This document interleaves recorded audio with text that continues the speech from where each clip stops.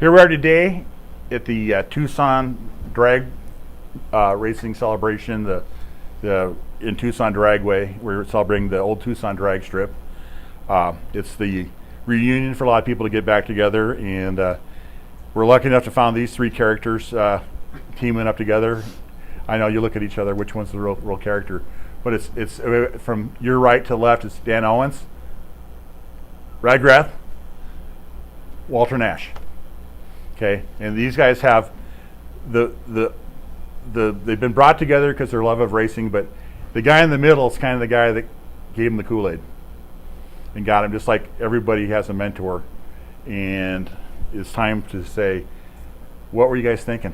You know, what do you remember him in their Red in the early days? What was he like back then? What was he like to be around? Great. Red, what I would say about Red is he taught me a lot of things about fabrication that I never knew. In fact, I still have his original 5x10 welding table that they had when they first started doing steel work. But what was really great about Red is all the neat cars that were at his house that we got to sit in, drive, or get driven in. And I remember one day in elementary school, Red had a 62 or 3 Dodge super stock car, and Marge drove us to school one day in the super stock car on the street. In the race car? In the race car, yeah. Is this the one that had the Breck Dodge on the side of it? Or Yes, was it, exactly. Oh, wow. Exactly. Yep. So you were finally popular in high school after that? Finally made it. That was elementary school. Whoa. Yeah. Yeah. Dude, Yes. you were popular. Yeah. But Of course, she You know- waited a little bit to get them there late. All the little faces pressed up against the windows and stuff. yeah, that's right. That's right. But the other great thing about it was, and this really doesn't have anything to do with drag racing, but it kind of does. In 1966, Red's two boys and myself were in Cub Scouts, and Red's wife was our Cub Scout leader, and we were completely the bad news boys. I'm not even going to say bears. We were terrible. But The Bad News Cubs. yeah, but we sure had a good time. And the things that we would do for field trips were to go to car shows, come out to the drag strip. I mean, it doesn't get much better than that. And she didn't even make us wear the blue shirts and the stupid hat. Nonconformist. Yeah. And she'd take in that little 25T I built for her. The Greth's grocery cart. Yeah. Well, my first meeting with Red, of course, anybody who ever read about drag racing from the 50s on read about Red. I mean, he was just one of the heroes of drag racing. So I never met him. And Larry Steiniger and Al Eschenbauer were doing a match race or something down at the old Tucson Dragway. So they were going to fly a little Hyper Cub that they had and land at the drag strip. So they detailed me, all of 16 years old, to tow the dragster down. So I grabbed one of my high school buddies and we towed the car down, and I don't know if it was a 3-race match race or it was a top fuel show, but the last race that was going to be for the money was Steiniger and Eschenbauer against Red. And they had, frankly, a couple of tenths on S&E in their top fuel car. So Dave Beck was with us, and Albert and Beck cook up this plan. We got to trick Red into being able to win this race.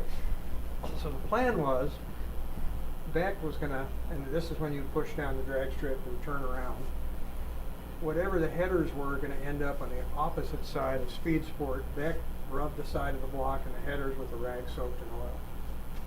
So the plan was to make it seem like there's some death smoke and these guys are going to think they got an easy race. So I get schooled in what to do. We push down, Beck's driving the push car, turn the cars around, Albert's being slow, starts to smoke. And the starter is trying to get everybody up. I jump out of the car, run around, do my hands like this, point at Albert at the motor. It's all a game. Albert's staging, the starter's going crazy. I don't know if you or Lyle were driving. They're bumping up, and Albert didn't get close enough. He was still back. So he'd studied the starter, smoke's pouring off. Finally the starter gets set and starts to pull. Albert goes. And by the time he takes the flag off the button, he's out 3 car lengths. and we win, and I'd never heard such profanity spoken from these guys at the finish line area. They were a little upset at the scam. Well, yeah. But that was my first introduction to Red Greth. That's how you take the giant down. It's terrible to do something like that to some honest people. Not that you have Now, ever done that. What was funny, he was talking about those guys flying down here from Phoenix. They hopped in this little airplane. Neither one of them had a pilot's license, Albert or Steiger. And they would get up in the air and find Picacho Peak with a beacon on it, go to it, and then turn southeast to get to the dragster. They were IFR, I follow roads. Yeah. But it was dark. Yeah. It was at night. They couldn't find any roads. Old fabric-covered Piper Cub. Is that the picture that you have hanging up in the house where you raced against the No, airplane? that was Tommy McDonald's twin engine thing. Yeah. Do you ever see that, Walter? Yeah. Yeah, that's a pretty neat picture. They had this airplane come in. Red was at the starting line, and I think it was in the back motored car, front motored car. It must have been the front motored car because it was in the Front motor car. early '60s. Because whoever I was supposed to match race was the Greek or Grouch or somebody, they broke. And so they need somebody to race against. They had a huge crowd. So I found Stormy McDonald and said, hey, would you race Red? He says, yeah. And they figured out how fast he could be, how many knots he could be going over the starting line to make it a close race. And it was a great, great race. Wow. McDonald was the heir to the Zenith radio fortune. Yes. Lived up in Phoenix for a long time and spent some time down here. Yeah. It was a fun deal. I mean, that's one of those deals you're going down the strip. Here's this big ass airplane. I mean, that thing looked huge. In front of me, I'm thinking, should I go under or not? You know, I'm serious. I'm thinking, man, you know, if he moves one way or the other, those props are going to cut me right in half. So I said, hell with that. I stood and we got there. The spectators must have just loved that. Oh, Where do you see? I mean, I've seen it a few times since a jet race, a jet car, and Yeah. you know, but it's like, you know, that was probably more doable to make it an even deal, and yeah, they and came the across- showmanship of it. Well, yeah, they came across, Stormy came across the starting line because Don Sullivan, one of our partners and stuff, he said this is how many knots he should be going. And that's what he did. Stormy was super. He knew what the hell he was doing. Did you ever do that again, or was that a one-time deal? I think no one will ever do it again. Never. So, Red, was Don Sullivan the guy that worked at Air Research?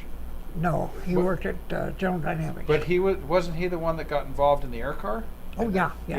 So I don't know if you guys. Tell me about that. Yeah, there you go, Red. Describe what an air car is. I mean, this is a heritage type of deal, but when we didn't go over that earlier, tell us about the air car. It was we were running our dragsters up in Phoenix, or one of them or something, and Mel Larson came over and says, hey, I got an opportunity for you guys to build a compressed air car dragster. I said, sounds good to me.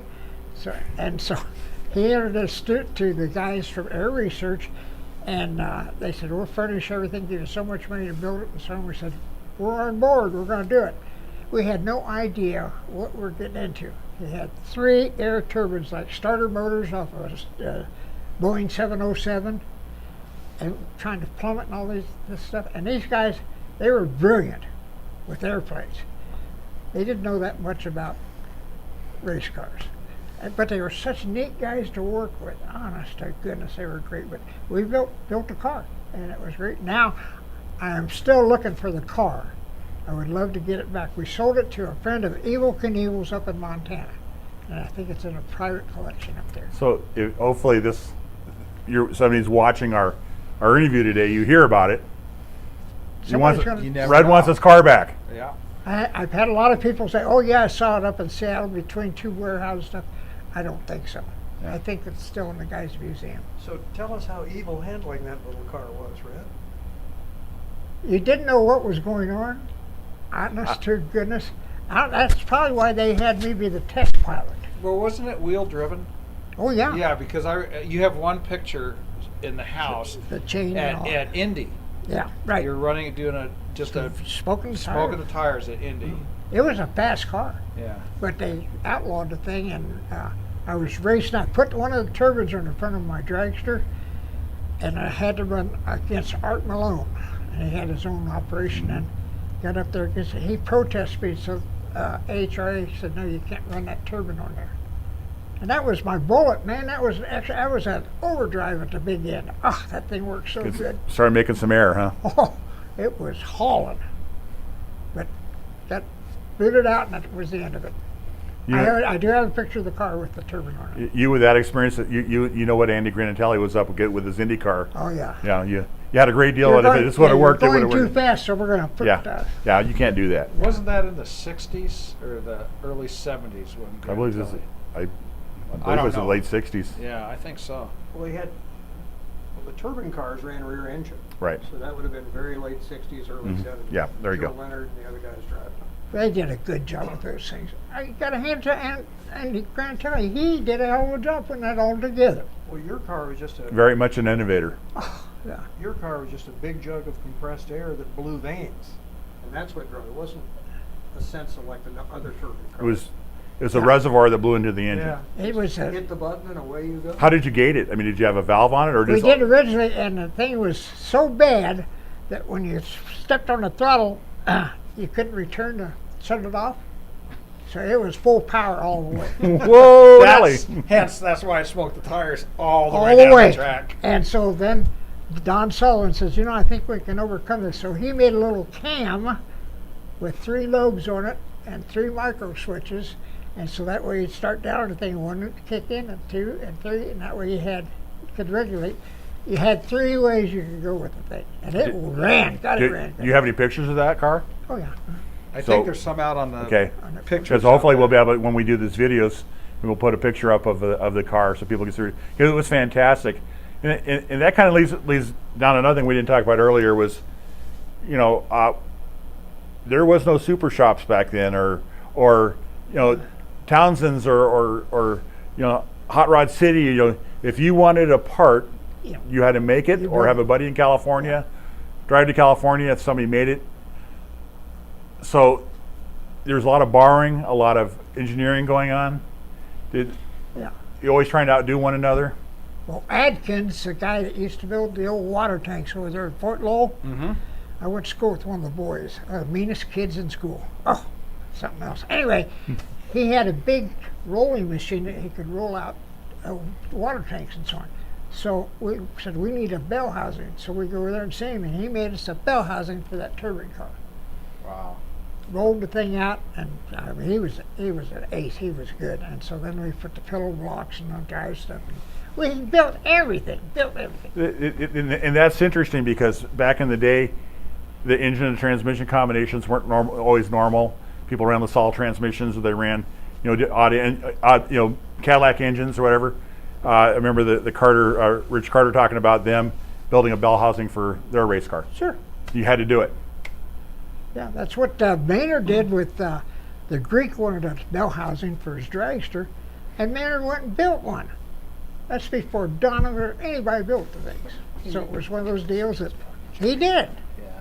Well, remember in the 60s, Top Fuel cars would never look the same way from week to week. Oh, no. Every week they had a little different combination, different blower. Try this, try that. Different partners. The guys on the Well, coast, That's true. they were something else. One guy owned the engine, another guy owned the chassis. Somebody had a credit card with some room on it. Yep, So that was the that's team. the way it There was worked. no sponsorships back then, that's No. for sure. Well, you were lucky to get a set of spark plugs or a case of oil. That was Yeah. your Well, sponsors. that's why the names of the cars kept adding names. Yeah, that's how we used to have Tucson Service Station Supply help sponsors, but we had to take his 2 sons racing with us. There's always a cost. Oh, by the way, Yeah. I'm glad to help you. And we did. So not only the bell housings, the Speed Sport, you had an injector Yes. hat or scoop that people wanted. Did you find yourself building parts for other people? Oh, yeah. And the thing with the injectors, we didn't have a mold with the scoop. We just took paper and made paper mache and stuff, kind of formed a thing, put some plaster Paris on, and made one-off deal, each one of them. I still have a battery charger, big old Marquette or his battery charger. We traded to a guy that had altered. He wanted an air scoop, so we need that battery charger. Now, what's the story behind one of your scoops, which you certify to be original? It's on my 32 Roadster. It's original. Yeah, but he says that to everybody, you know?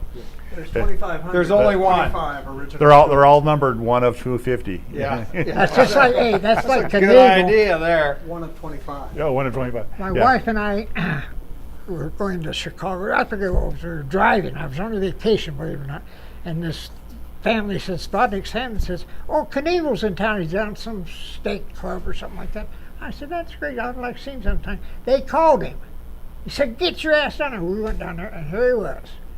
And he was sitting at our table. We were eating, so he'd reach over for shrimp. He didn't even know, take the shrimp or something like that. And the women just, they thought that was the neatest thing. We went out to his motorhome, and he says, you know, I'm a painter now, an artist. I said, I don't doubt it. Go out there, and he's got a stack of paintings.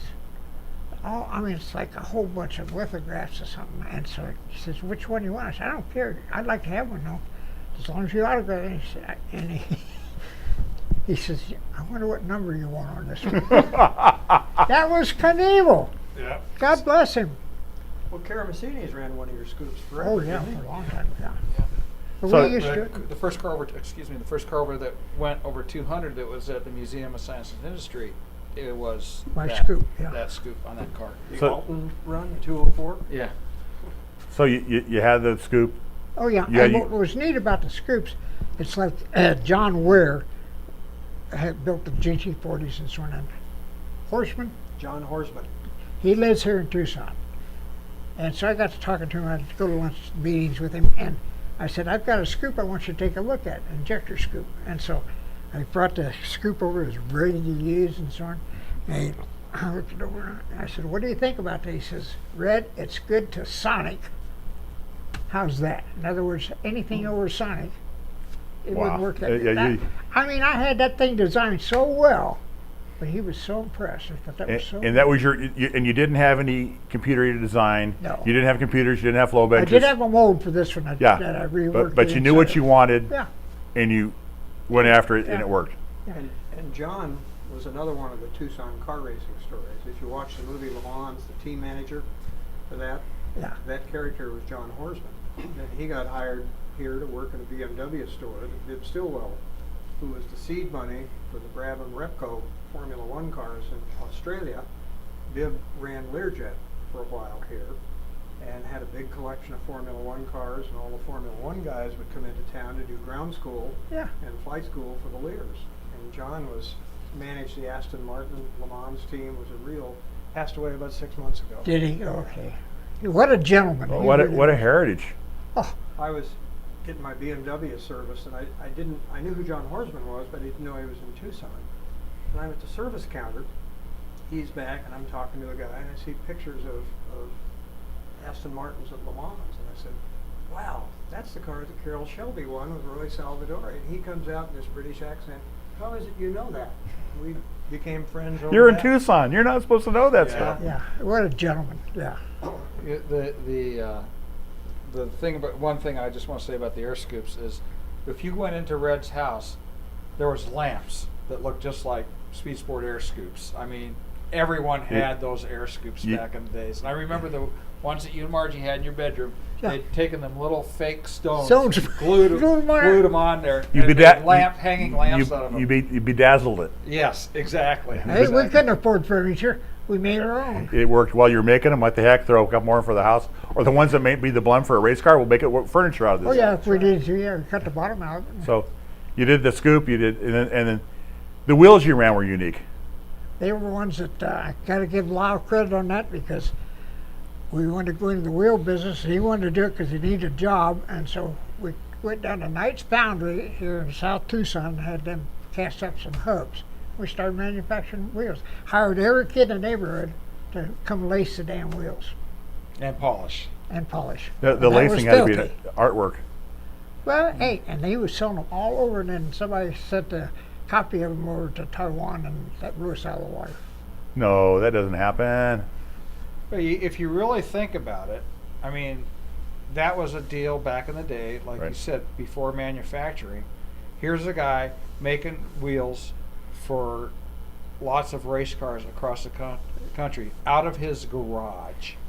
But there was a lot of that with different parts, and Right. that's how certain people funded their racing. Yeah. is that they got good at, so or they had parts and they sold them or swapped them for other things they needed. You've been a manufacturer because you manufactured the scoops and you manufactured wheels. And we made plates for Chrysler rods to beef them up, you know, I-beam part of the deal. That's before aluminum rods and all that stuff. We make little metal plates and weld them in. I mean, no one heard of things like that. Rod girdles. Yeah. Or rod exactly. trusses, yeah. Yeah. Exactly. Didn't weigh anything, but boy, they But this is a story of what's great about, first of all, I like to really believe we wouldn't be anywhere without the greatest generation coming home from World War II and their can-do attitude about getting things done. Yeah. My favorite generation, you know, my dad, my uncles, you know, everybody. But they came home and they had this can-do. After World War II, the whole country was up and wanted to do things. They got through the war, they got through the rationing. They want to go racing, they want to go quicker, and the parts were there. But that didn't prevent people from wanting to go faster. You know, the belly tanker racers, all the different people did things. So you were taking Chrysler rods and filling in the beam, making a truss or to make them so they're more durable. beef them up, yeah. See, it's just like you read. I read that book about Eskandarian, his autobiography. What a great book, because it doesn't say I.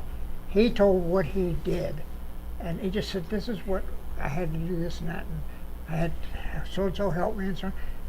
Very interesting man.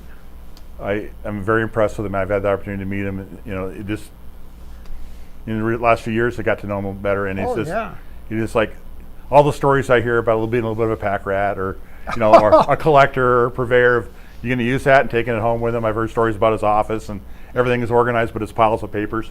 But the man was fantastic. And how do you, I mean, this is what the blessings of the stories of what we've done. There was a guy, part of the greatest generation, that came home.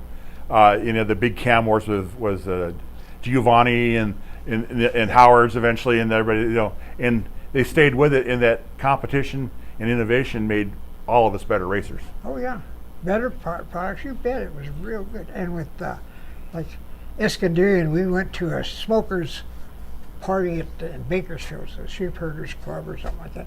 We all had steaks and so on, and so we were done. And Eskandarian gets up and he says, "Well, I'm going to pick up the bones." And I said, "That sound like him?" Yeah. He said, somebody said, "Why?" He said, "I'm going to feed him my dog." And they said, "You don't own a goddamn dog." And he didn't. He's taking home make soup. Yeah. It's funny, but you sit there and you talk about that kind of stuff. I mean, I used to see Iski all the time walking around vintage events, drag races, the LA Roadster Show, that kind of stuff. Always had the same shirt on. Always had the same khaki old pants on. Sometimes a cigar. But he always had that little 3x5 notebook with a pen in his pocket. Yeah. Just, that's how he got to where he is. Just writing down stuff and remembering it. And this guy here does the same thing. He's got a little notebook. So back in the day, if he had a shirt without a pocket, it wasn't any use to him. He had to put place to put his computer files in. I didn't get a pocket protector though. Oh, darn. You weren't going to do that. He drew the line somewhere. Yeah. Come on, we have to, to keep your man card, you had to not get the pocket protector. Yes. Right? Yeah. So, but there's a great story with Iski, and that's really what drove us all, with people like Iski and yourselves, the innovation. The parts weren't there. Yeah. Iski, we make fun of him, but he man's right at 100 years old. Okay. Yeah. He's still alive, so he's lived through tough times. He lived times through rationing, and you just didn't throw things away. No. And there's a guy, I guarantee you, that probably has gotten more use out of other people's discards than anybody, but is yet at the same time a brilliant man and been great for our sport. Howard Johansson, we went over there. We'd grind the cams for us stuff. Went over there, and they just added on to one of the buildings. It was corrugated tin thing and so on. And they had some machines out there, and so Lyle and I go out there and we talked to Howard and said, how come you stopped there? He says, that's as far as the welding leads would go.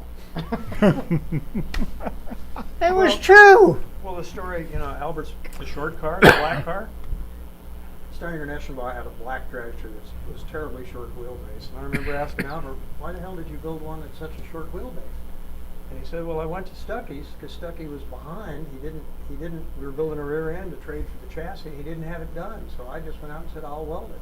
I looked at the tubing, said, what's the story with the wheelbase? As I cut the tubes too short.